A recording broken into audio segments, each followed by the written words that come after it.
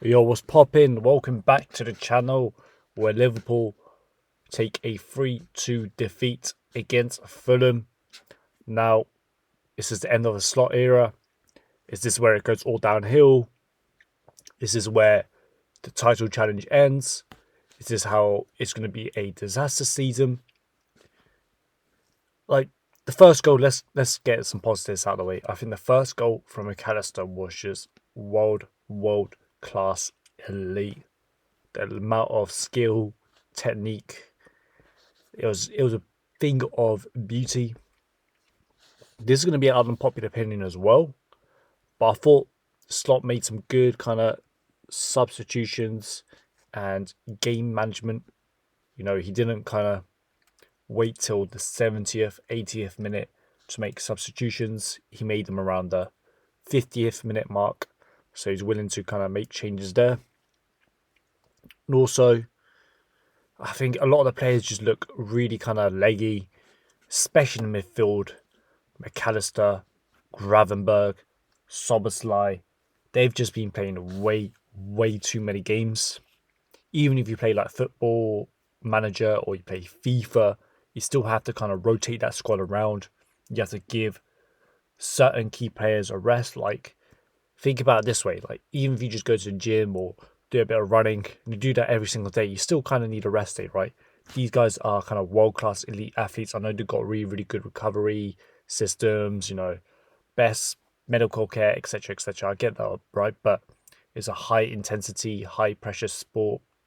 And to be running around for 90 minutes at full intensity, that's going to take a toll on your body. And that's where you kind of need a squad, right? To kind of, you know, give certain guys rests, negate the pressure off certain players. And to me, the whole team kind of looks leggy, but especially in midfield, Gravenberch, Maka, Szoboszlai, they just look knackered. And Slot needs to start trusting his kind of bench more, whether it's Endo, Elliott, players like this, Chiesa. He needs to start trusting these guys more and spreading the workload right. And that's a big part of, you know, challenging on kind of all fronts, being like a top team. You need to have a big squad, players you can trust, players you can rotate in. And in the summer, definitely need to look to bring in like another midfielder, in my opinion. Someone that could be rotated with Gravenberch, Mac Allister. And if he doesn't trust Elliott, which is kind of sad, then bring him like another kind of attacking midfield option, maybe one that could play, you know, in centre midfield as well, defensive mid, someone who could kind of rotate between different positions. But yeah, I don't think this is the end of Liverpool's season. I still think Liverpool will go on, win the league, hopefully, hopefully. But yeah, another thing, Chiesa needs to get more game time. You know, he came off for 10 minutes, thought he made a good impact. And Slot, you know, he probably watched these guys in and out in training. I don't know what he's got on Chiesa. He doesn't really seem to trust him. But Chiesa is going to be a good option. And technically, I think there's a good player there. Skill-wise, I just think there's something there with Chiesa. So hopefully Chiesa can get some minutes and stuff. Especially if he's going to be staying and players like Nunes and possibly Diaz are going to be leaving in the summer. While Nunes, I think, is pretty much given to leave. But yeah, big up Salah, you know, player of the season. But let's be real, he's been going ghost the past kind of couple games. He definitely looks a bit knackered, a bit tired in my opinion. He definitely needs to get rested. And this is where it comes in, right? You still want to rest your key players, give your key players like a game off, play Chiesa in there. You know, even though Salah kind of adapts his game to just come in, make the right move, make the right play, come in the right moment, he still looks knackered. And, you know, he's going to keep playing because it's crunch time for the Premier League. But, yeah, Chiesa could play on the right, so, you know, going forwards, wouldn't be opposed to Salah getting rested and stuff. But anyways, team looks leggy. Team looks tired. I've been saying it for months. And without further ado, let's get into the player ratings. We're going to be comparing our player ratings to the ones on Sofa Score. So, In goal, Kelleher. I'm going to give Kelleher a 6. I think he could have saved, I can't remember which one it was. I think it was the second goal. He could have saved that. But I still highly rate him as a second choice. Goalkeeper, right back Curtis Jones. I'm going to give him a 6. Now, I still think Curtis Jones can make a good kind of makeshift right back. But I still prefer to see Conor Bradley play there.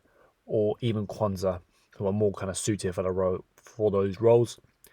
And lifelong trained in that position. Curtis Jones, in emergencies, he can come in and do a job, but going forwards, yeah. Kanate, Van Dijk, I'm going to give him 6. I mean, I thought Van Dijk today made a few errors. Made a few errors against Everton as well.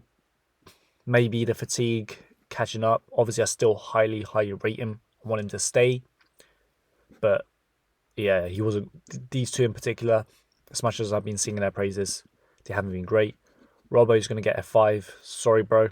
Club legend, but his focus isn't there. You know, he's been running to the ground.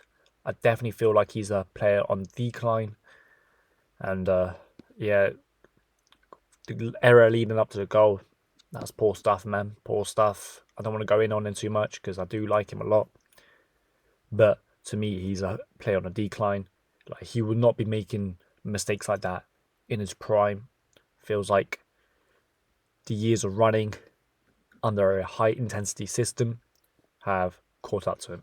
So Gravenberch, Mac Allister, as much as I've been saying these two have been leggy, which I do, I think they were probably our better players. I'm going to give Gravenberch a 7. I'm going to give Mac Allister a 7.5 for his goal.